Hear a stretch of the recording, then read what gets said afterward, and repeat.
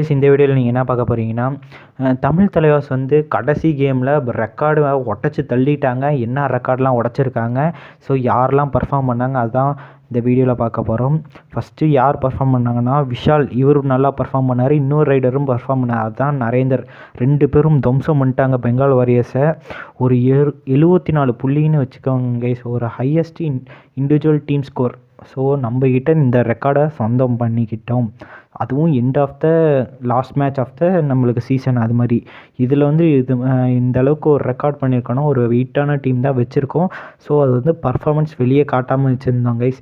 So நம்மக்கிட்ட ஒரு big match player டக்குன்னு எல்லா மேட்சும் கன்சிஸ்டன்ஸ் அது மட்டும் தான் குறைஞ்சது தவிர மிச்சபடி நம்ம டீம் கான்ஃபிடென்ஸ் இன்னும் குறையல. ஸோ நெக்ஸ்ட்டு வருஷம் நம்ம வந்து கப்படிப்போன்னு எதிர்பார்ப்போம்.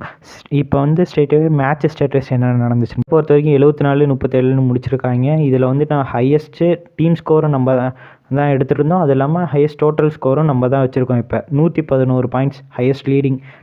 இதுக்கு முன்னாடி 110 இருந்துச்சு, இப்போ 111 எடுத்திருக்கோம்.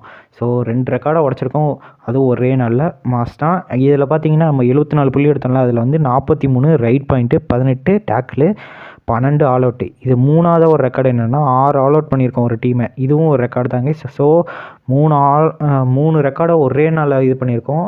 அப்போனா அடுத்த வருஷம் பாருங்கள் வெயிட்டிங்கே பயங்கரமாக இருக்கும். அடுத்த வருஷம் ஏதாவது ஒரு ஸ்டார் ரைடர் வாங்கலாம், மாஸ்காட்லாம் அது மாதிரி இருக்கும்.